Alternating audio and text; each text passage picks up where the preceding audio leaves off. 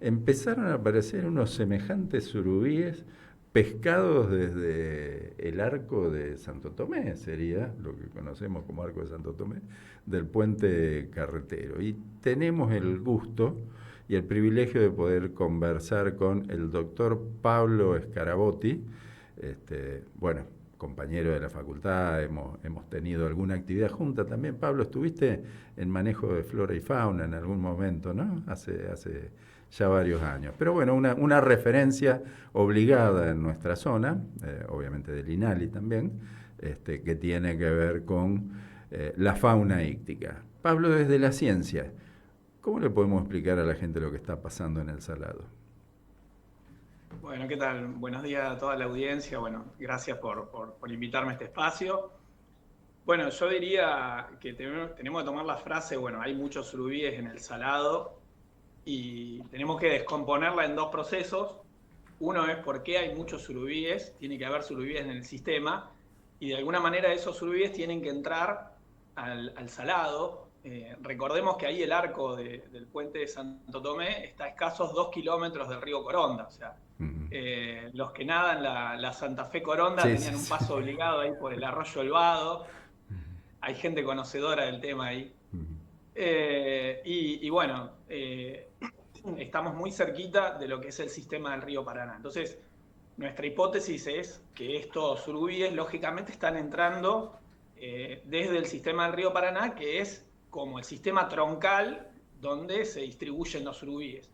Eh, Recordemos que el surubí es un animal migratorio, recorre cientos de kilómetros cada año y siempre a principios de otoño emprende estas migraciones que le llaman arribadas. Entonces, estamos en puerta de estas migraciones, no sabemos concretamente cómo responden los surubíes con las migraciones a estos eventos de bajante, si adelantan o no, pero suponemos que eso está ocurriendo, ¿no? Estamos en una situación de bajante del río Paraná, de bajante del río Salado, y estos surubíes estarían emprendiendo el viaje hacia el norte, y bueno, y se encuentran con estos pescadores ahí en la zona, también estarían emprendiendo una arribada por el río Salado. Ahí hay distintas hipótesis que juegan por qué están entrando justo ahora y obviamente también la pregunta obligada es qué tiene que ver el puente con esta presencia de los surubíes en el río Salado, ¿no? Sí, bueno, claramente lo primero que podemos ver con respecto al puente es que el vado no está funcionando como sistema ahora por ese bloqueo, por ese terrapleneado que se hizo y podría llegar a tener alguna importancia en este sentido. La otra es que no se haya pescado como se está pescando ahora con anterioridad y esto haya ocurrido anteriormente y no lo hayamos notado. Es cierto que la noticia estalló un poco por un chico que salió en el diario, pero también recibimos algunos comentarios de que había muchos empleados, mucha gente del obrador que está trabajando en el puente, que para matar el tiempo, para entretenerse y para juntar un poco de alimento, también se puso a pescar y fueron en realidad ellos los primeros que estuvieron sacando surubíes en la zona. O sea, como casi todas las cosas en la naturaleza, una cosa es que nosotros pensemos que esto ocurre por primera vez y otra cosa es que no hayamos sabido que estaba ocurriendo. Esto puede ser también. Sí, ahí hay una cuestión, a mí al menos como biólogo, de haber estudiado la dinámica de las poblaciones de estas especies, algo que me sorprendió muchísimo es esta cuestión de que le llaman a estos peces estrategas periódicos, ¿sí? Uh De -huh. cómo administran la reproducción a lo largo del tiempo. Tanto el surubí, el sábalo, el dorado, el patí, la boga, son todas especies migratorias que se reproducen con mucha diferencia entre año y año, y eso depende mucho del nivel hidrométrico. Uh -huh. Entonces, cuando hay años decrecientes, estas especies tienen reproducciones muy exitosas, ¿sí? Del orden de 10 a 20 veces más que en años ordinarios, y durante épocas de bajante, estas especies sufren mucho en el sentido de que no se reproducen. Igual esto hay que tenerlo en cuenta y que la gente lo tiene que de alguna manera incorporar es que son especies de vida muy larga, ¿sí? Un surubí puede llegar a vivir 10 a 15 años, un sábalo también puede llegar a vivir. Se han encontrado ejemplares de sábalos que no son exorbitantemente grandes, de 25 años de edad. Entonces, estas especies de alguna manera planifican su calendario reproductivo no de acuerdo a las crecientes extraordinarias que no ocurren todos los años. Entonces, cuando nosotros los biólogos nos preguntan, che, ¿por qué hay tanto pescado? Siempre pensamos, ¿cuándo fue la última creciente en verano que favoreció estas especies? Entonces, por las tallas que están saliendo en el río Salado, del orden de los 10 kilos, más o menos 9 kilos, 7 kilos, los estudios que se han hecho en el INALI hace varias décadas muestran que pueden ser ejemplares de entre 6 a 10 años. Entonces, eso nos remonta a dos periodos. Uno es posterior a la bajante extraordinaria. Sabemos que entre 2019 y 2022 hubo como un bache enorme en los niveles del Paraná. Sí, sí. Y suponemos, o sea, por los estudios que se han hecho, por el proyecto de BIPES, que es un proyecto que mantiene Nación hasta hoy, en ese periodo fue crítico, muy malo para la reproducción, pero sabemos que en 2016 hubo una creciente extraordinaria y en 2022-23, en el verano, hubo una creciente que tuvo una reproducción extraordinaria por el nivel hidrométrico de tubo. Entonces, puede ser que ejemplares de esas generaciones, de esas cohortes, como decimos técnicamente, estén apareciendo ahora por algún juego de niveles hidrométricos y movimientos migratorios que estén moviéndose justamente en la zona de Santo Tomé, Sauce Viejo, Santa Fe, porque no se dan solamente las capturas en el Salado, sino es una zona un poco más amplia, pero obviamente es noticia cuando la pesca un influencer y en el arco del río Salado, y yo creo que por eso también explotó extraordinariamente la noticia esta vez. Sí. Buenos días, Pablo. Eduardo Mozo. ¿Este pico de observaciones y de captura es solamente para el surubí pintado o para el atigrado también? ¿Tienen comportamientos similares? ¿Qué pasa con este? Bien, yo no he visto, creo que han salido unos pocos ejemplares de menor talla. Recordemos, el surubí pintado es un animal que viene mucho más grande. Es muy raro encontrar un surubí atigrado de más de 30 kilos, pero el pintado puede llegar a 60, 70 kilos, los ejemplares extraordinarios. Generalmente se mueven juntos, tienen una dinámica migratoria bastante semejante, pero en esta zona predomina por lejos el pintado. Así que estas capturas se han dado fundamentalmente de surubí pintado, pero con mucho menos del surubí atigrado. Pablo, Carlos Piña te habla. Vos mencionabas esto de los pulsos de inundación y trabajo. Esa idea de crecimiento y bajante, en este caso, ¿cómo ayuda? Pues lo que tengo entendido es que estos animales crecen en el valle de inundación, en lo que es todas las islas, en la laguna de las islas, y después tiene que venir otra nueva inundación para que vuelvan al cauce. ¿Cómo trabaja ese proceso? Bien, sí. Generalmente cuando hay dos inundaciones sucesivas es cuando se dan las reproducciones más extraordinarias, pero con una que se sostenga a lo largo del tiempo, ¿sí? Por ejemplo, en 2016 hubo una inundación que duró 5 o 6 meses, el río estuvo por encima de los 5 metros más o menos, un periodo bastante grande. Lo importante es que tengan que producirse principios del verano, ¿sí? A partir de noviembre, diciembre, ¿sí? Incluso algunas en octubre pueden funcionar también, donde estos peces se mueven a través de los canales y desovan una cantidad enorme de huevos. El surubí puede llegar a liberar más de 5 millones de huevos, los sábalos pueden llegar a liberar casi 1 millón de huevos, o sea, es un montón de huevos que flotan en la superficie del agua y se van esparciendo a través de los cauces, que es donde se reproducen estas especies, y entran, si el río está crecido, a lo que es el sistema de lagunas y bañados.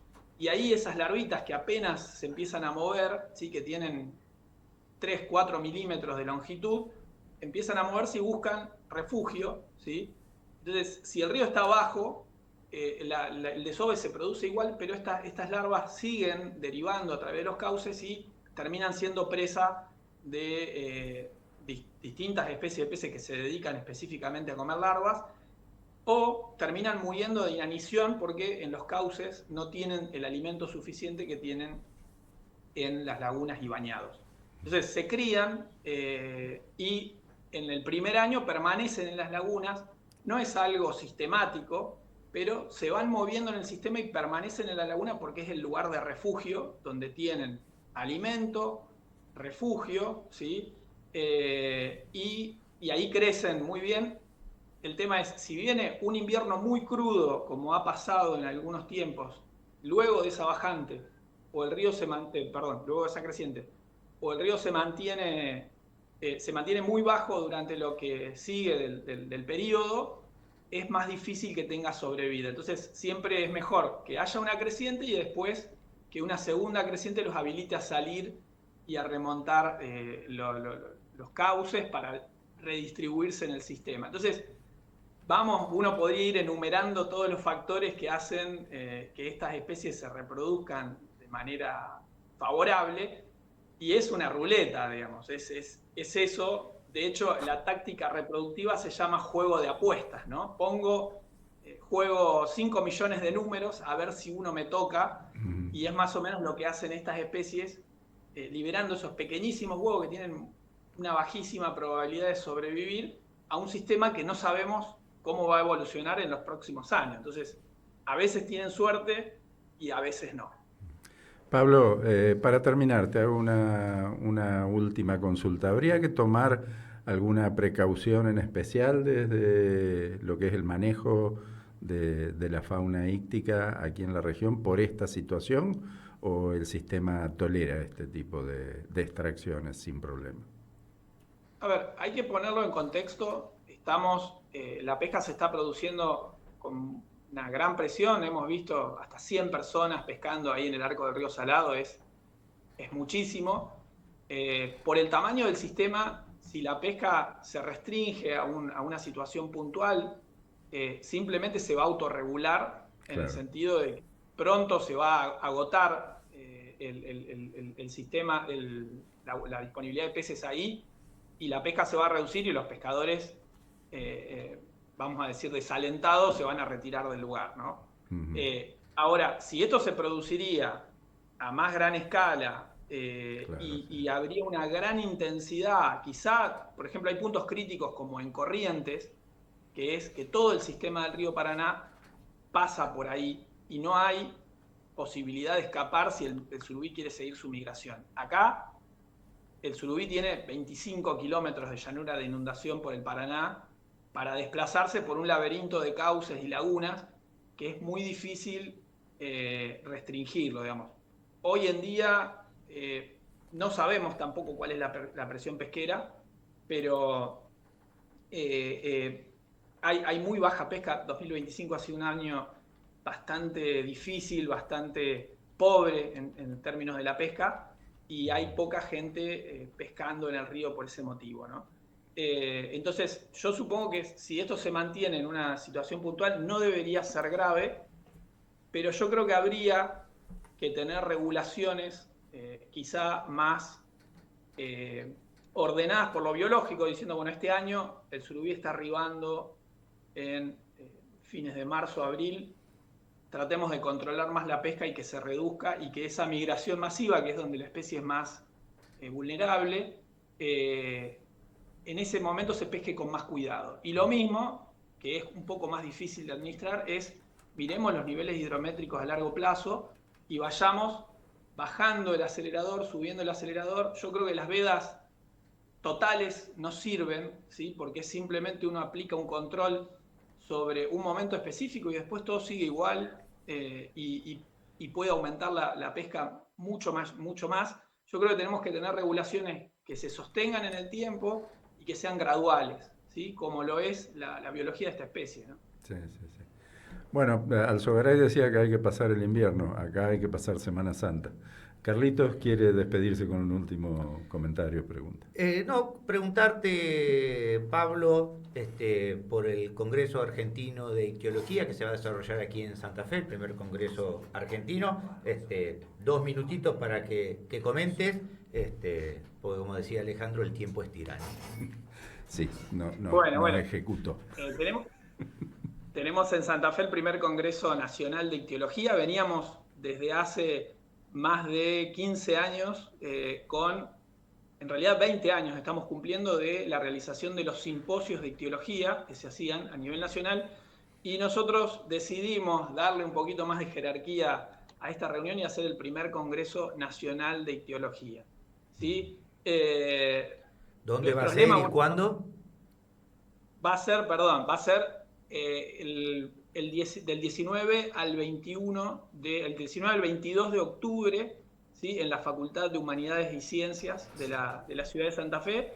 Y bueno, van a venir especialistas de todo el país y de la región. Tenemos invitados de Uruguay, de Brasil, y también va a venir gente de Estados Unidos a presentar conferencias sobre distintos aspectos, desde genética, fisiología, biología pesquera, ecología.